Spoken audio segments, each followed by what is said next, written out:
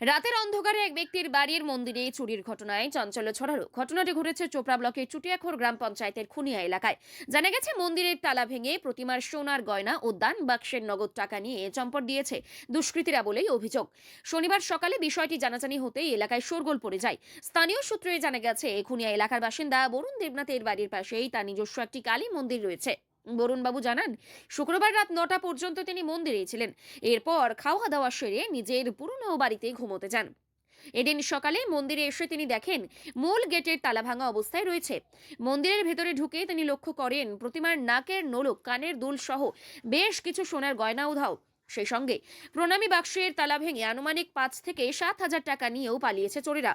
খবর পেয়ে ঘটনাস্থলে পৌঁছায় চোপড়া থানার দাসপাড়া ফাঁড়ির পুলিশ। পুরো ঘটনার তদন্ত শুরু করেছে পুলিশ।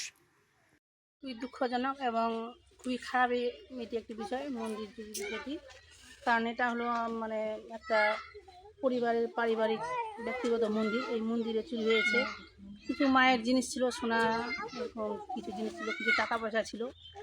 তো মন্দির থেকে সব চুরি হয়ে গেছে, সব দুষ্কৃতীগুলো নিয়ে গেছে। তো আমি চাই যে এটার একটু তদন্ত করা হোক। আর পুলিশ প্রশাসনকে বলবো, আমাদের গ্রামে রিসেন্টলি 1 মাস যাবৎ 6-7 জায়গায় চুরি হয়ে গেল। আচ্ছা, তো নিশ্চয় তো প্রশাসনের কানে এটা গেছে। তো আমি গ্রাম পঞ্চায়েত সদস্য হিসেবে বলবো যেন আমাদের চোপড়া থানার পুলিশ আইজি সাহেব এটা একটু আমাদের গ্রামের ব্যাপারটা একটু ভালো মতো দেখেন। এটাই আমি বলতে চাই। আপনার নাম? দীপালি দেবনাথ। কি দায়িত্বে রয়েছেন এখানকার? আমি এখানকার গ্রাম পঞ্চায়েত সদস্য। কি হয়েছে এখানে? কালকে রাত্রিবেলায় তো আমি সন্ধ্যা 9টা পর্যন্ত এখানটায় ছিলাম। রাত্রি 9টার পরে আমার যে আগের বাড়ি ছিল, আমি চলে গেলাম ওই বাড়িতে খাওয়া দাওয়া করতে। খাওয়া দাওয়া করে তারপরে বাড়িতে আমি ওই আমার পুরনো বাড়িতে আমি শুয়েছিলাম।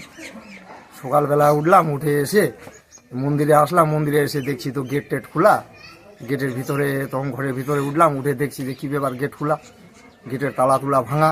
তারপরে দেখলাম যে মন্দিরের উপরে উঠে দেখলাম যে আমার একটা ওই কিছু যে পুজো টুজো করছিলাম ওগুলোর দক্ষিণা দিত লোকজনগুলো। ওর মধ্যে 5-7 হাজারের মতো টাকা ছিল, আর কিছু সোনার নাকের নষ্ট ছিল, ওই যে নাকে যে দিই আমরা, কানে যে দিই, ওইগুলো সব কিছু নিয়ে চলে গেছে। সকালবেলায় দেখলাম, দেখার পরে তারপরে তো এখন দেখছি যে এখন কোথায় কে নিয়ে গেল না নিয়ে গেল কোনো কিছু তো এখন পাচ্ছি না।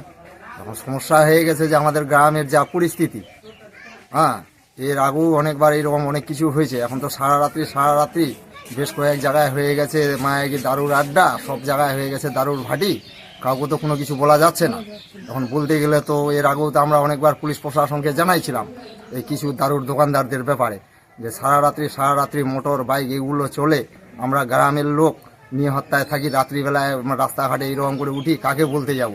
কাউকে বলতে গেলাম, কেউ হয়তো দেখা গেলো যে দারু মদ খেয়ে ওরা থাকে, হয়তো দেখা গেলো যে একটা চাকু টাকু মেরে দিয়ে আমাদেরকে ভেঙে গেলো। তো আমরা কি করবো?